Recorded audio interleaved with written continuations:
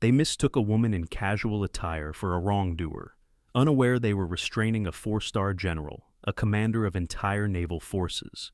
When Sergeant Thorne secured the restraints on her wrists, he wasn't merely making an arrest. He was sealing the doom of his own professional life.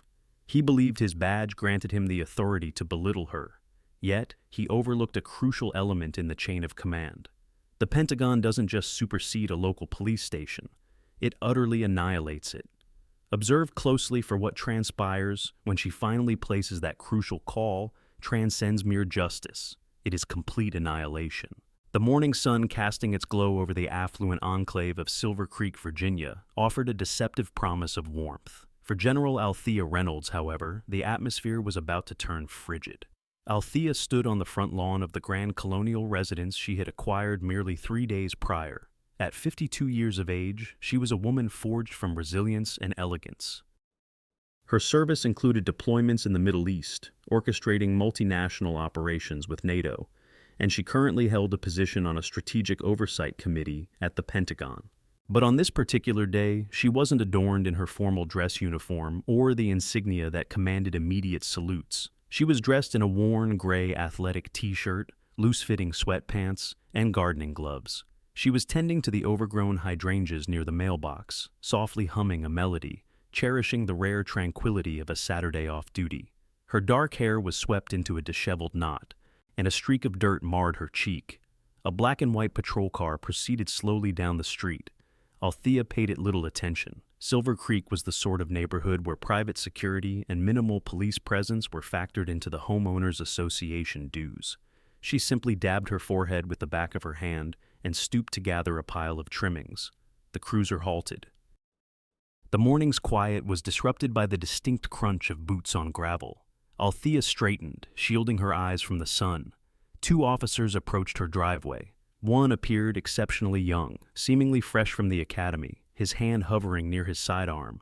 The other was older, identifiable as a sergeant by the chevrons on his sleeve, sporting a close-cropped haircut and a countenance etched with perpetual dissatisfaction.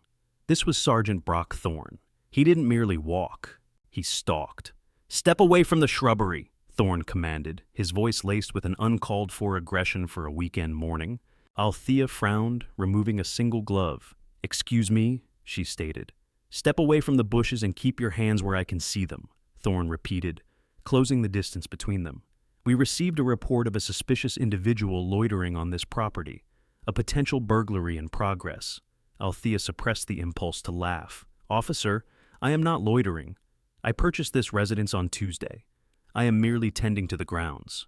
Thorne halted about 10 feet away, scrutinizing her with a sneer that sent a prickle across Althea's skin. It was more than mere skepticism. It was outright disdain. He perceived a black woman in disheveled clothing within a $3 million neighborhood and had already mentally composed his report.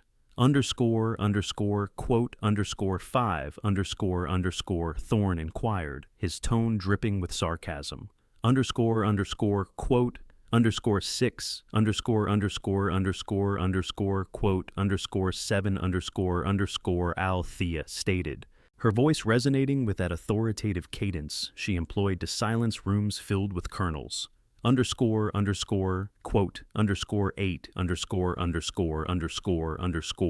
quote, _9, Thorne commanded.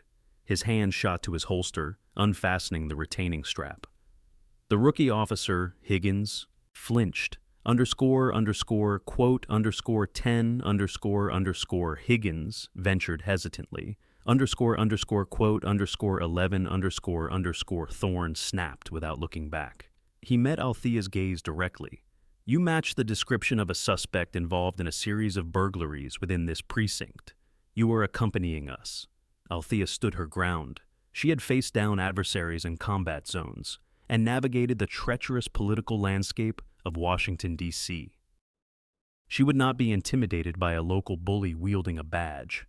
"I am not going anywhere with you, Sergeant," she stated calmly. "I am on my own property. I have offered to provide proof of ownership. You are escalating this situation without justification." "You're resisting," Thorne countered, invading her personal space. The faint aroma of stale coffee and mint gum reached her. "I am asserting my rights," Althea declared. I advise you to moderate your tone and listen very carefully. I am a United States general. You are making an error from which you cannot recover." Thorne let out a harsh, barking laugh. "A general?" "Right. And I'm an astronaut. Turn around. Hands behind your back." "I will not," Althea stated. Thorne didn't hesitate. He lunged, seizing Althea's wrist with a force intended to inflict pain. Instinct, honed by 30 years of rigorous combat training, surged through Althea's mind. She could have disarmed him in mere seconds, broken his wrist, and subdued him before Higgins could even register the event. However, she understood the ramifications. If she retaliated, she would be perceived as the aggressor. If she struck an officer, her narrative would be lost. Therefore, she remained utterly still. She allowed him to twist her arm behind her back, wincing as he forcefully manipulated her shoulder joint. Quote,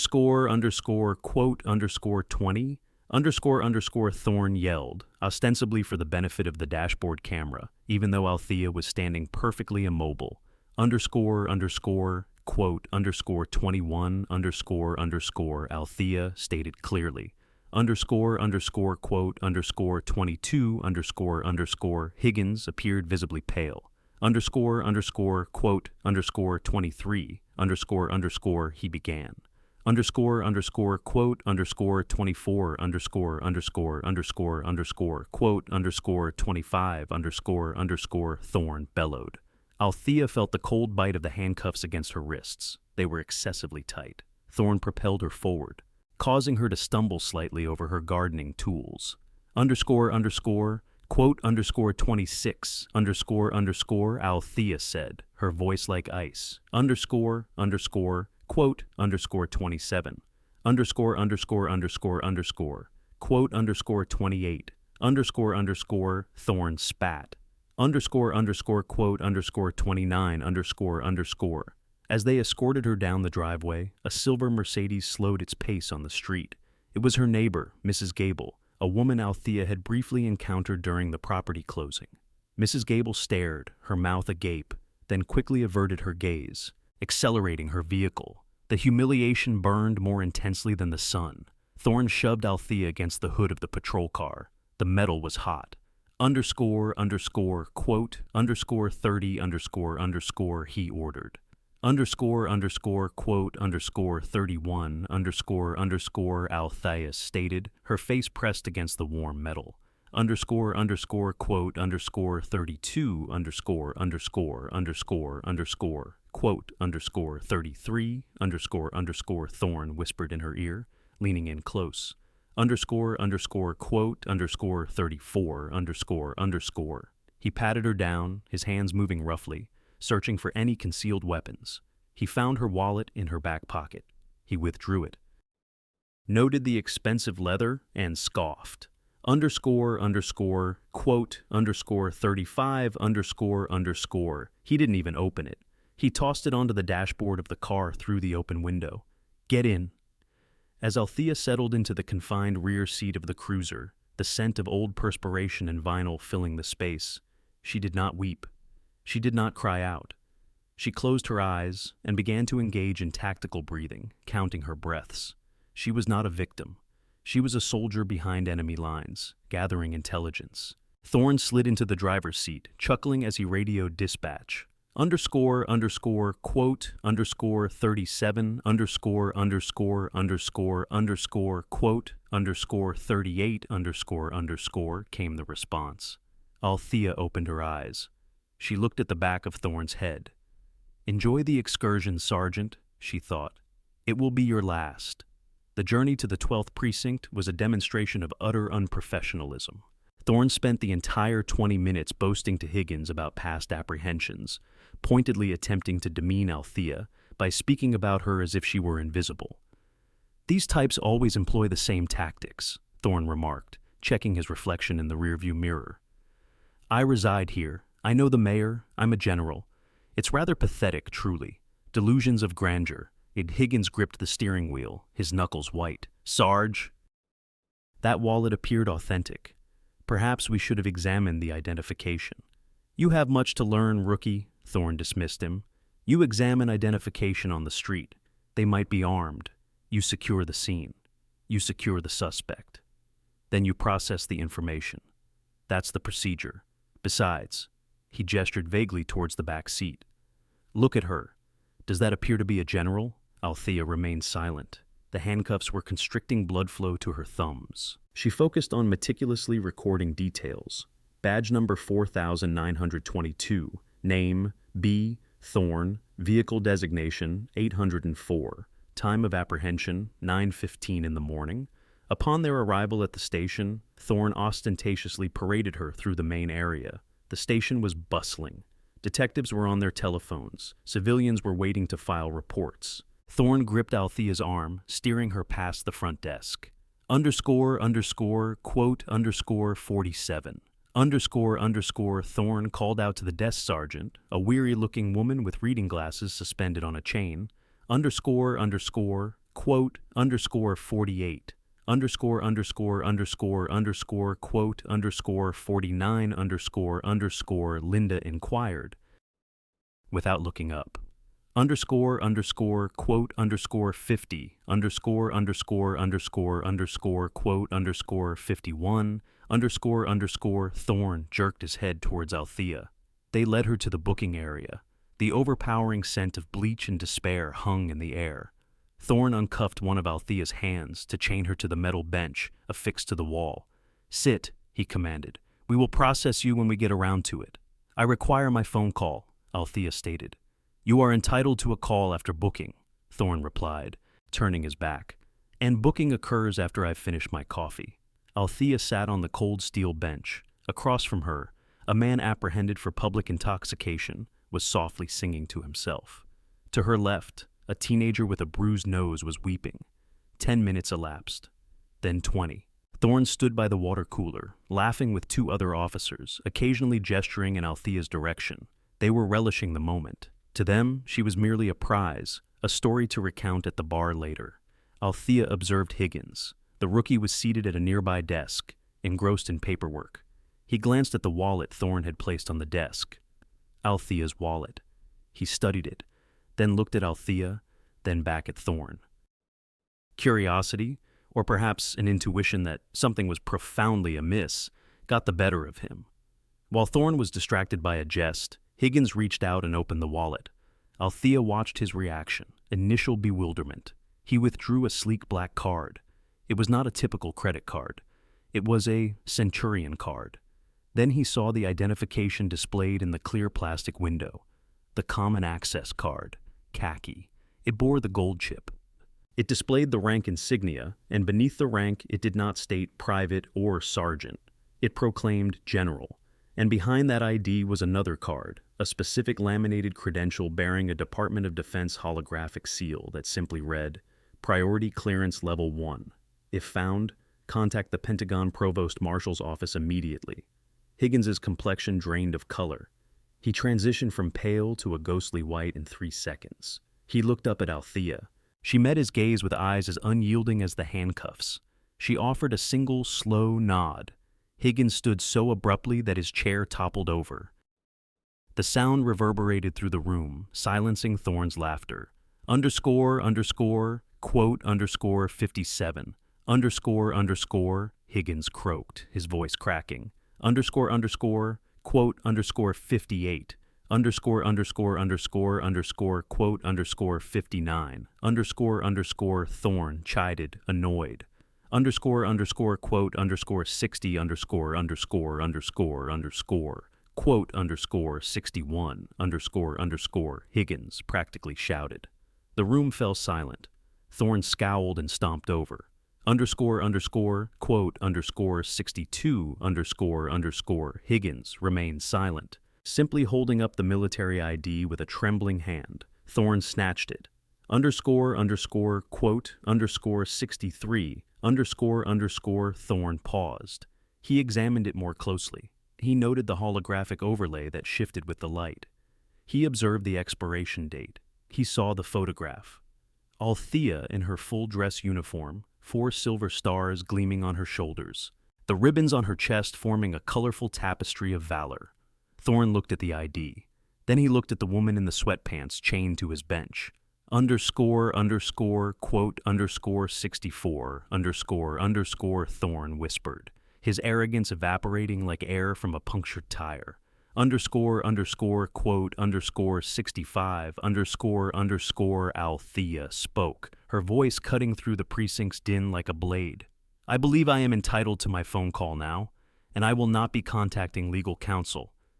I will be reaching out to General Marcus Sterling, Chairman of the Joint Chiefs of Staff, and I suggest you remove these restraints before he answers. Thorne froze, his mind unable to process the seismic shift in reality. The derelict individual was a four-star general. He had physically assaulted, handcuffed, and detained a high-ranking military official. Uncuff her, Thorne commanded, his voice a dry rasp. Higgins, uncuff her immediately. Higgins fumbled for the keys, dropping them twice before managing to release the restraint from the bench rail. Althea stood, rubbing her wrist where the metal had left an impression. A red welt was forming. She looked at the welt. Then she looked at Thorne. You have made a series of decisions today, Sergeant Thorne, she stated quietly. Now I shall make mine. Look, ma'am, General, Thorne began, raising his hands in a placating gesture, a strained smile attempting to form on his lips. We can resolve this. A misunderstanding. You know how it is. We have to be safe. My phone, Althea said, extending her hand. Thorne retrieved her phone from the evidence bag and handed it to her, his hands trembling. Althea unlocked the screen. She didn't browse her contacts. She dialed a number from memory, a secure line. She placed the phone to her ear, maintaining Thorne's gaze the entire time. This is General Reynolds. Authentication code, Zulu 9 Echo. Connect me to Sterling. Yes, it is an emergency. I am currently being held unlawfully at the 12th Precinct Police Station in Silver Creek. I have been assaulted by a local officer. I am requesting immediate extraction and MP support. She paused, listening. Yes. Dispatch the aircraft. She hung up and gently placed the phone on the desk. You might wish to contact your captain, Althea advised Thorne, and inform him that the Pentagon is en route. The atmosphere within the 12th Precinct transformed from mundane bureaucracy to suffocating dread in a matter of minutes. The clock on the wall ticked audibly with each second, stretching out like a rubber band on the verge of snapping. Sergeant Brock Thorne paced relentlessly in front of the holding area where General Althea Reynolds was seated. She was no longer handcuffed, but she had not moved from the metal bench. She sat with a posture so upright, so composed, that the drab-gray sweatpants she wore seemed to metamorphose into regal attire. She did not acknowledge Thorne. She looked through him, her gaze fixed on a point on the far wall, her mind clearly engaged in tactical simulations. Look, General, Thorne attempted again, his voice pitching higher than intended. We can simply dismiss the charges. I can tear up the report right now. You walk out. We forget this ever happened. No harm, no foul, correct? Just a training exercise. Althea slowly turned her head. Her eyes were dark, bottomless pools of judgment. Sergeant Thorne, you assaulted a federal officer. You unlawfully detained a high-ranking military official. You violated my civil rights under the guise of authority. There is no forgetting. There are only consequences. I didn't know, Thorne pleaded, sweat beading on his upper lip. How was I supposed to know? You didn't care to know, Althea replied softly. That is the issue. At that precise moment, the coffee in the mug on Officer Higgins' desk began to ripple. It commenced as a faint vibration, a hum that could be felt in the teeth before it was heard. Then came the sound, a rhythmic percussive beat that grew louder with each heartbeat. Thump, thump, thump, thump. The precinct's windows, old single-pane glass, began to rattle in their frames. Dust drifted down from the acoustic ceiling tiles. What is that? The desk sergeant, Linda, inquired, rising and moving towards the front window. Is it a storm? No, Althea stated, glancing at her watch. That is the cavalry, precisely on schedule. Outside, the tranquil Saturday morning scene was shattered. Two UH-60 Black Hawk helicopters, painted matte black with no markings save for subtle gray tail numbers, swooped low over the tree line. The downdraft from their rotors generated a localized hurricane in the precinct parking lot, blasting dust and debris against the squad cars. The roar was deafening. Every officer in the bullpen froze. This was not a traffic patrol helicopter. This was instruments of war. Through the front glass doors, they watched as 3 black Suburbans with government plates screeched into the lot, flanking the main entrance. They did not park neatly in designated spaces. They blocked the exits, the entrance, and the street. Doors flew open. 6 men disembarked from the lead vehicle. These were not local law enforcement. They were military police from the Criminal Investigation Division, CID, clad in full tactical gear, heavy vests, drop-leg holsters, and helmets. Leading them was a man in a crisp Army service uniform, the dark green coat perfectly tailored, a colonel's eagle insignia glinting on his shoulders. This was Colonel Jackson Parole, the regional provost marshal, and a man known at the Pentagon as the Sledgehammer. Thorne watched, paralyzed, as the precinct's front doors were flung open with enough force to crack the drywall behind them. Colonel Parole strode in, flanked by 4 armed MPs who immediately fanned out, securing the room. Their rifles were held at a low ready, their eyes scanning for any perceived threats. The local officers, armed with sidearms and pepper spray, appeared like children playing dress-up in comparison. "Who is in command of this facility?" Parole barked. His voice was a weapon honed on drill grounds and battlefields. The room fell silent. Sergeant Thorne attempted to melt behind a filing cabinet. "I said," Parole roared, "who is the commanding officer?" "Captain Harrison is. He's at home," Linda stammered from behind the high desk. "I'm the desk sergeant." Parole ignored her. His gaze swept the room until it locked onto Althea. His demeanor instantly shifted. The hardness vanished, replaced by a rigid, respectful deference. He marched over to her, his boots thudding heavily on the linoleum, and snapped a salute so sharp it could have fractured glass. "General Reynolds, ma'am." Althea rose slowly. She returned the salute, her movement casual yet precise. "Colonel Parole." "Good timing. Are you injured, General?" Parole inquired, his eyes narrowing as he spotted the red impressions on her wrists. "Minor contusions, nothing broken," Althea stated. She lowered her voice. "But the integrity of this institution is broken beyond repair." Parole's face contorted into a mask of fury. He surveyed the room filled with terrified police officers. Quote, _98, Higgins, visibly shaken but recognizing the sinking ship, slowly raised a finger and pointed towards Sergeant Thorne. Parole's gaze snapped to Thorne. Thorne felt his knees buckle. "You," Parole stated, stepping closer. "You are the one." "It was—" "She resisted," Thorne stammered. Sergeant Parole cut him off. "You are hereby notified that you are under investigation for assault on a federal officer, kidnapping, and interference with military operations. My personnel are securing this building. No one is to depart. No one is to access any computers. No one is to make a phone call unless authorized by me." "You can't do that," Thorne shouted, mustering a sliver of bravado. "This is a civilian police station. You have no jurisdiction here." "I have a general in your holding cell," Parole countered, leaning in until he was nose to nose with Thorne. "That elevates this to a matter of national security. Until I state otherwise, this building is an annex of the Pentagon, and you, Sergeant, are a hostile combatant." Parole signaled 2 of his MPs. "Disarm him. Secure him in one of the interview rooms. I do not want him speaking to anyone." "Disarm me," Thorne protested, reaching for his belt. But before he could even contemplate unholstering his weapon, 2 MPs had him pinned against the wall. They confiscated his duty belt, his communication device, his identification, and the concealed firearm from his ankle. "Hey, that's my personal property," Thorne bellowed as they escorted him away. "It is now classified as evidence," Parole stated icily. He then addressed Altha. "Ma'am, I have a medical unit in the secondary vehicle, and we have clean attire for you in the sport utility vehicle." "Thank you, Colonel," Altha replied. She surveyed the quiet workspace. "However, I am not departing just yet. I wish to be present when their commanding officer arrives. I want to witness his reaction when he comprehends that his precinct has initiated hostilities against the United States Army." Captain Robert Harrison was enjoying a splendid Saturday. He was 3 holes into a game of golf at the Silver Creek Country Club, and he was leading. The sun was shining, his tendency to hit the ball wide was under control, and his mobile device was set to silent within the golf cart. Suddenly, his Apple Watch began vibrating insistently on his wrist. The incessant buzzing continued, like an agitated insect demanding attention. He paused, pulling the cart to a stop. He checked the notification. 15 unanswered calls from Desk Sergeant Linda. 4 unanswered calls from the mayor's office. 2 unanswered calls from an unregistered number. Quote, _114 _ Harrison muttered. He retrieved his phone and dialed the station. Quote,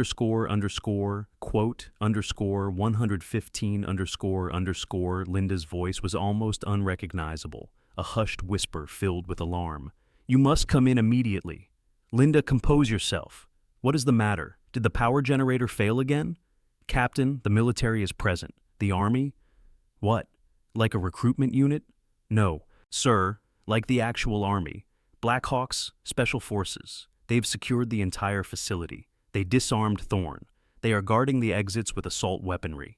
Harrison let out a nervous chuckle. Linda, is this some kind of joke? Did the guys put you up to this? A deep, unfamiliar voice then spoke into the phone, as if someone had taken it from Linda. This is Colonel Jackson Pirral, United States Army. You have 20 minutes to present yourself at this precinct, or I will declare it a hostile location and involve the governor. Do you comprehend me? Harrison dropped his golf club. Yes, I am on my way. The drive to the station was a disorienting rush. Harrison disregarded 4 traffic signals. His thoughts raced. Thorne. It had to be Thorne. That officer was a walking liability, a lawsuit waiting to happen. Yet Harrison had retained him due to Thorne's consistently high arrest statistics. Thorne achieved results, even if he occasionally bent the rules. Harrison had habitually overlooked such infractions. Quote, _124 _ As Harrison entered the parking area, he had to brake abruptly. The Black Hawk helicopters were positioned on the grass adjacent to the lot, their rotors still rotating slowly. Individuals in tactical gear patrolled the perimeter. Harrison exited his vehicle, raising his hands. Quote, _125 _ A soldier at the entrance consulted a clipboard. Quote, _126 _ Harrison entered his own station as if he were a trespasser.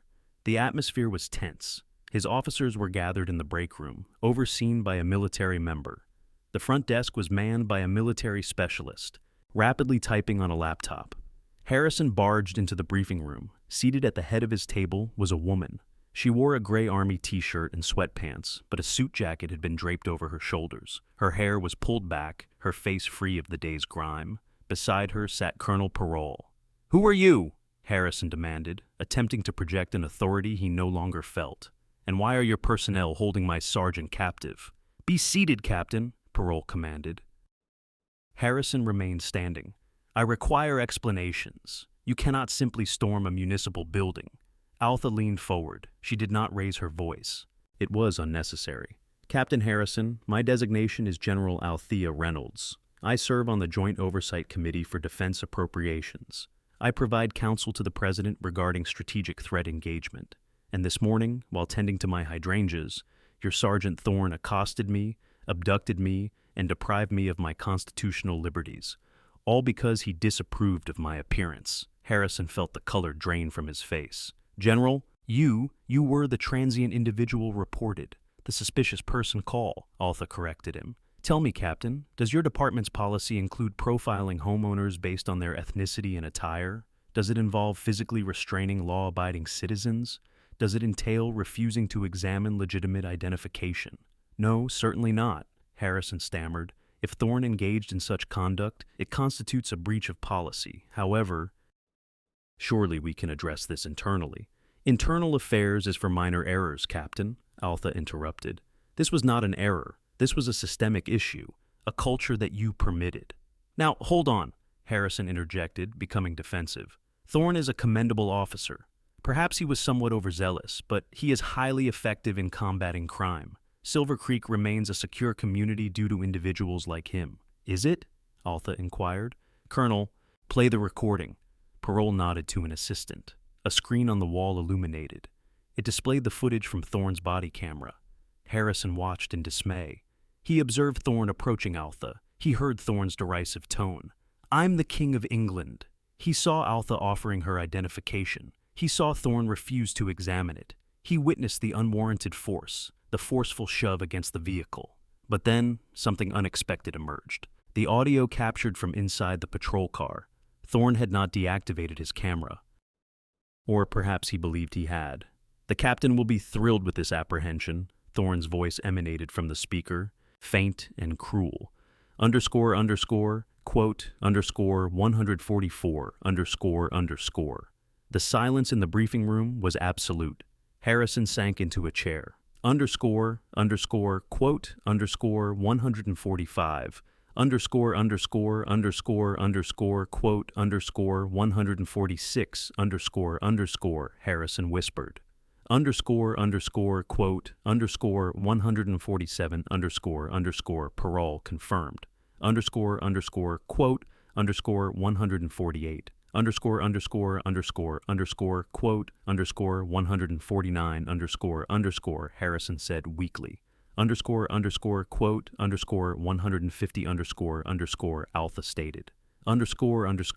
Quote, 151, Harrison shook his head. Quote, 152, Alpha declared. Quote, 153, quote, 154, Harrison pleaded. Quote, 155, quote, 156, Alpha said, rising and looking down at him. Quote, 157, She turned to parole. Quote, 158, quote, 159, Harrison gasped. Quote, 160, Alpha paused at the doorway.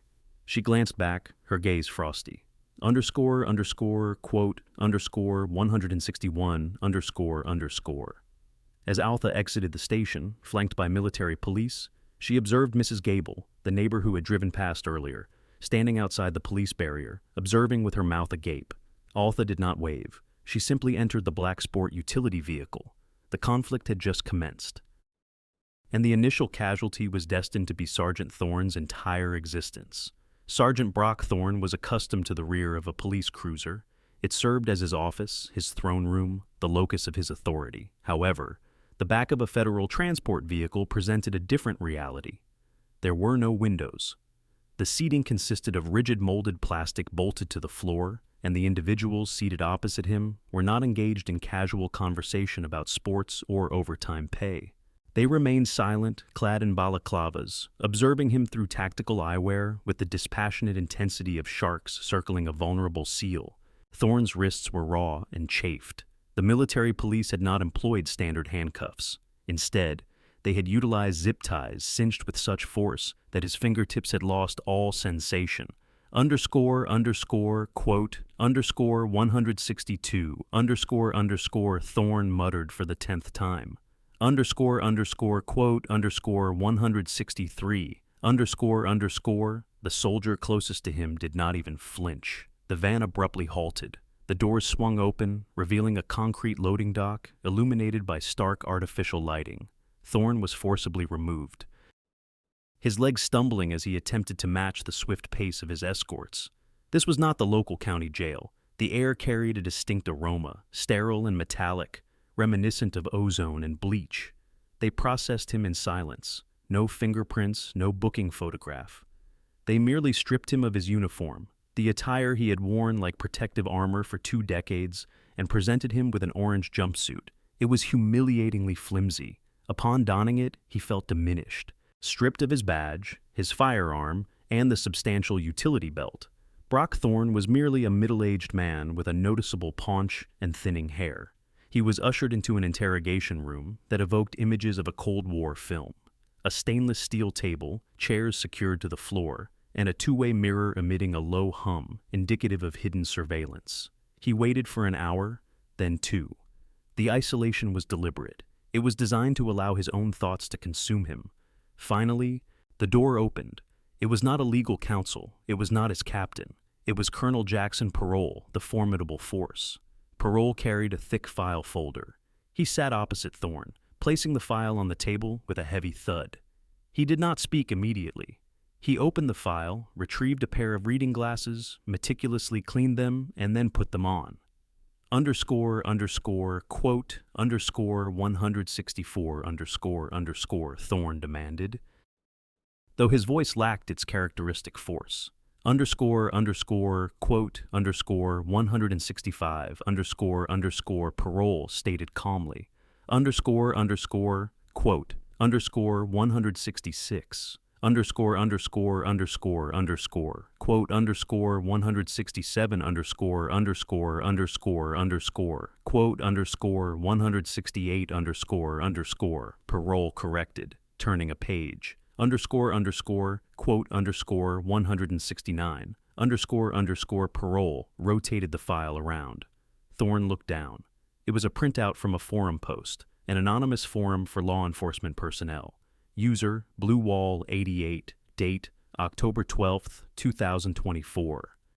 Post, best way to deal with undesirable elements in a nice neighborhood? Find a pretext to cuff them first, ask questions later. Make the experience so unpleasant they never want to return.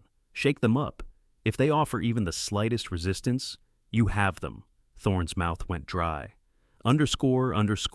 Quote, 171, quote, 172, Parole stated, his voice dangerously low. Quote, 173. Thorne was trembling. Quote, 174,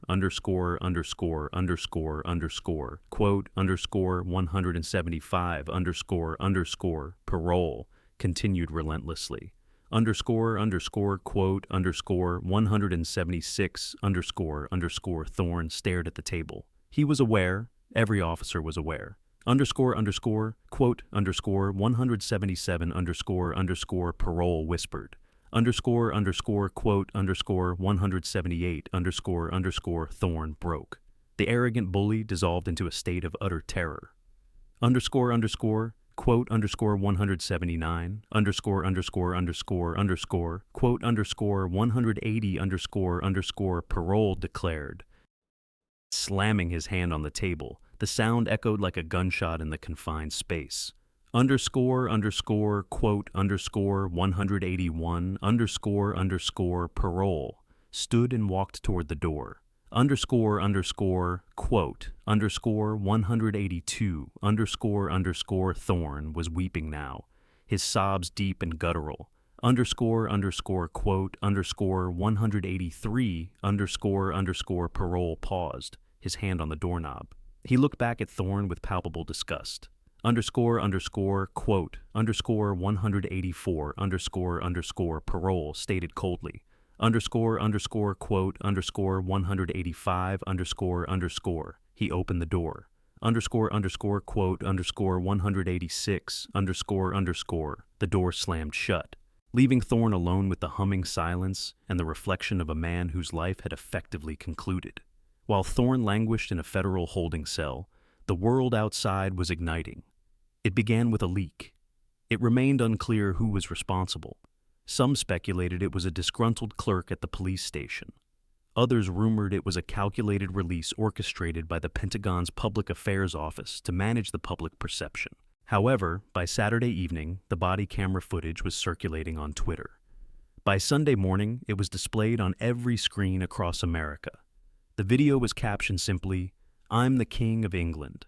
It rapidly became a trending topic. General, Justice, Haymard, Fire, and Hash, along with Silver Creek, emerged as the top 3 global hashtags. The stark contrast was too potent for the internet to overlook. The visual of Althea Reynolds, composed and dignified, tending to her hydrangeas, was juxtaposed with the spittle-flecked, red-faced aggression of Sergeant Thorne. The internet sleuths commenced their work immediately. Within 4 hours, Brock Thorne's entire personal history had been scrutinized. His residence, his high school yearbook photographs, his wife's real estate business, Everything was exposed. However, the public outcry did not cease with Thorne. They demanded accountability for the system that had produced him. CNN interrupted its regular programming for a special report. The anchor, Veronica West, sat grim-faced at her desk. "Breaking news out of Virginia," West announced, looking directly into the camera. A shocking video has surfaced depicting the apprehension of United States Army General Althea Reynolds. The footage, containing disturbing language and conduct, has ignited widespread outrage across the political spectrum. We now go live to Silver Creek, where a press conference is currently in progress. The scene shifted to the steps of the 12th Precinct. It was a scene of utter chaos. News vans from every major network were double parked on the lawn. Protesters had already assembled, holding signs that proclaimed, "Respect the rank," and "Thorne in his side." Captain Robert Harrison stood at the podium. He appeared as though he had not slept in a week, despite only 24 hours having passed. He was perspiring profusely under the harsh television lights. "We are currently reviewing the incident," Harrison stammered into the array of microphones. "The officer in question has been placed on administrative leave pending—" "He is in federal custody, Captain," a reporter from the Washington Post shouted from the front row. "Why are you fabricating information? The Department of Justice has confirmed he is at a black site." I cannot comment on ongoing investigations," Harrison replied, wiping his forehead with a trembling hand. "Captain Harrison," another reporter called out, "is it accurate that General Reynolds was detained for gardening while black? Is that the official policy of the Silver Creek Police Department?" "No, absolutely not," Harrison's voice cracked. "Quote, 206, quote, 207, the reporter pressed, holding up a phone playing the clip of Thorne stating, quote, 208, quote, 209, Harrison opened his mouth, but no words emerged. He looked at the cameras, millions of eyes judging him in real time.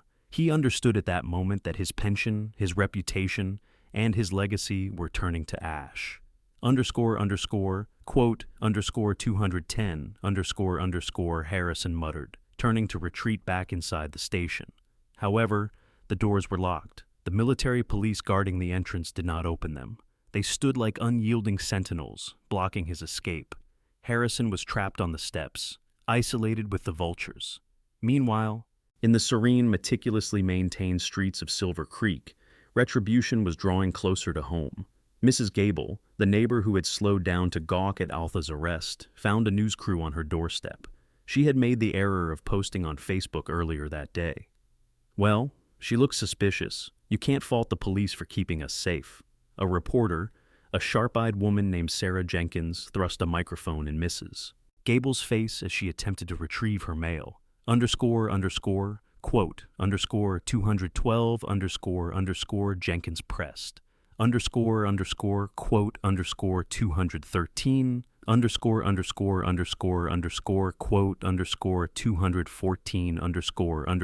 Mrs. Gable stammered, clutching her pearl necklace. Quote, 215, quote, 216, Jenkins raised an eyebrow. Quote, 217, quote, 218,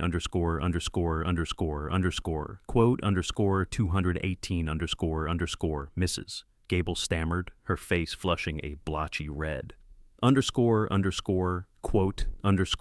219, quote, 220,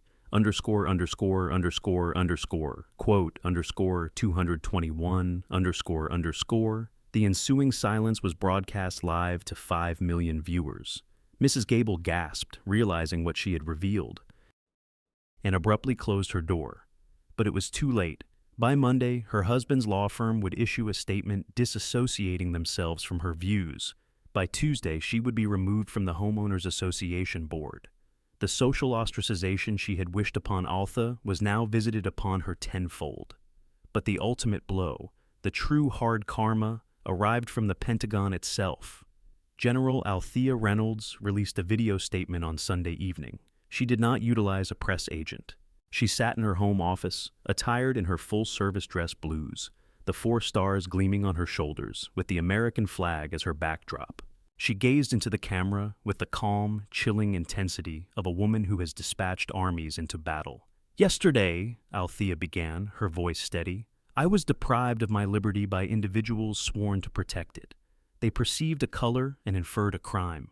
They saw a woman and assumed weakness. They were incorrect on both counts." She leaned forward slightly. "To Sergeant Thorne and those like him, heed this. The badge is a shield, not a weapon. When you employ it to oppress the citizens you are sworn to serve, you become the adversary, and the United States military eradicates its adversaries." She paused, allowing the weight of her words to resonate. "I am not seeking monetary compensation. I do not require it.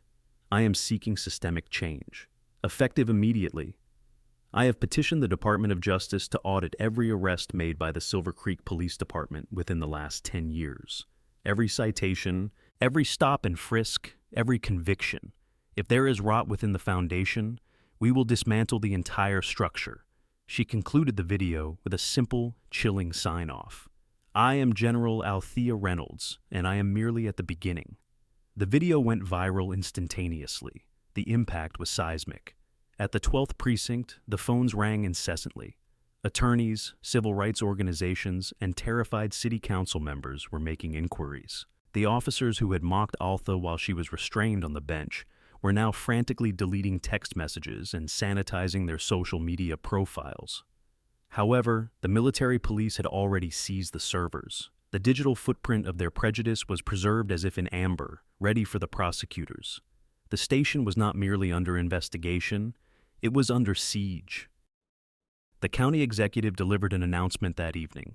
The Silver Creek Judicial District would be disbanded, its authority transferring to the state police as part of a comprehensive reorganization. Captain Harrison observed the broadcast from his office, a decanter of aged scotch resting on his desk. The telephone emitted a ring.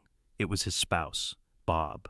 Her voice was choked with tears. "The bank! They've frozen our joint accounts. They say it's connected to a federal investigation into racketeering."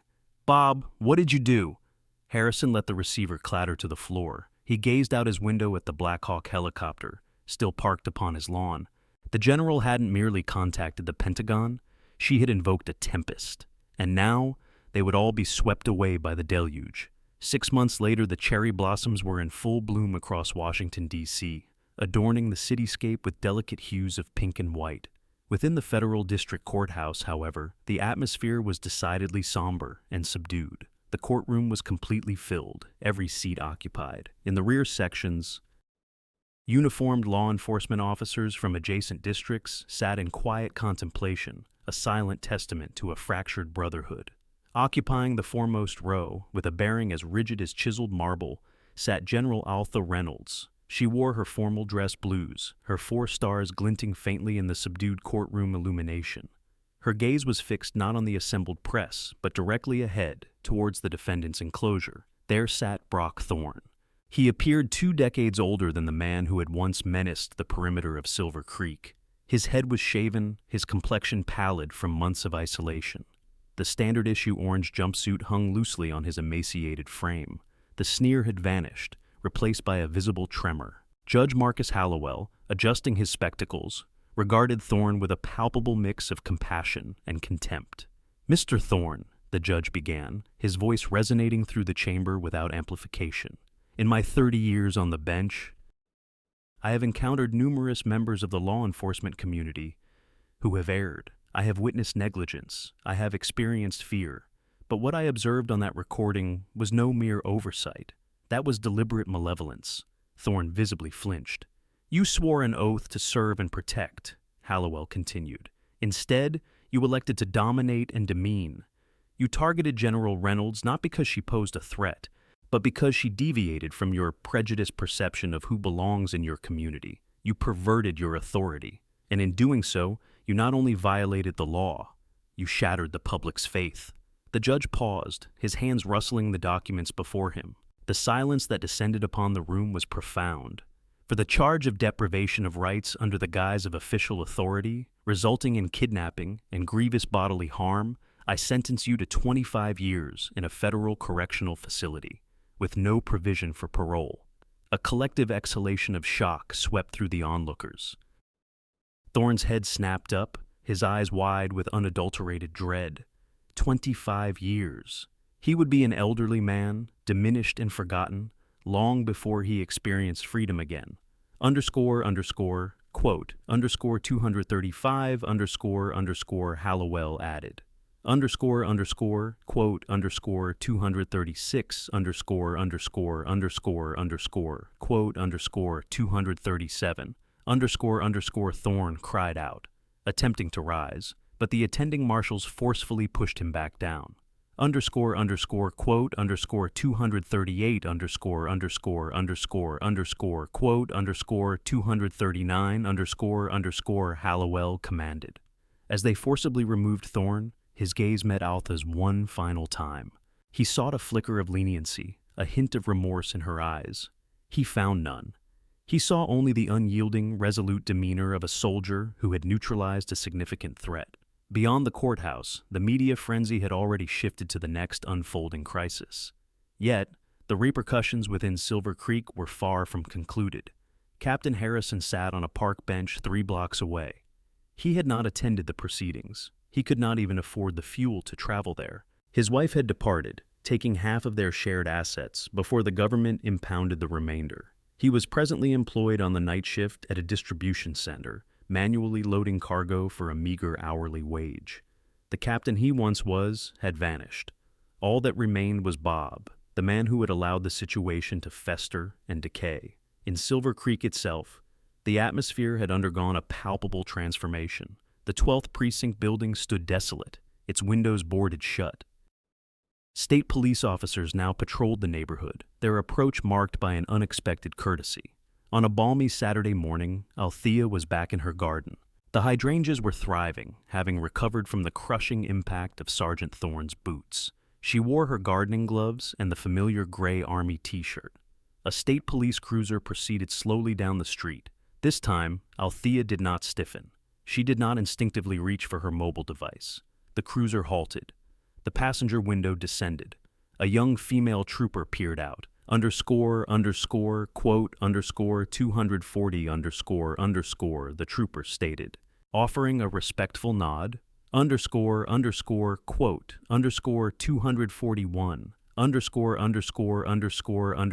quote, 242, Altha replied, a genuine and warm smile gracing her lips. Quote, 243, quote,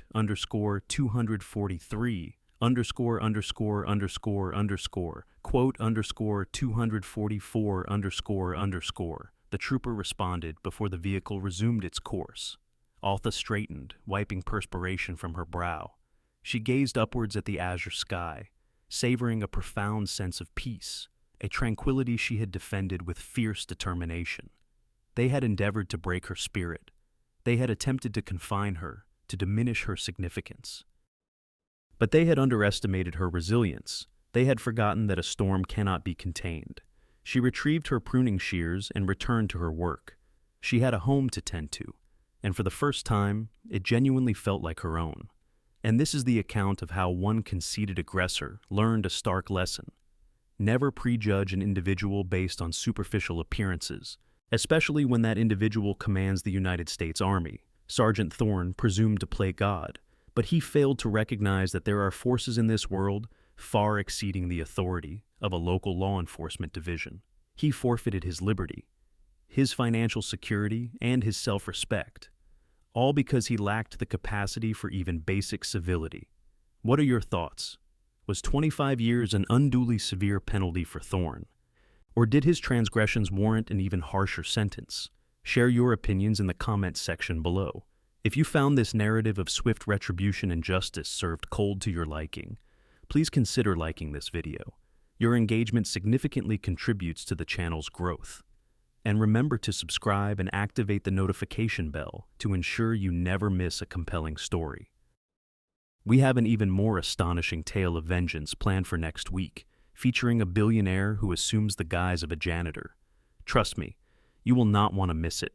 Thank you for watching, and I will see you in the next installment.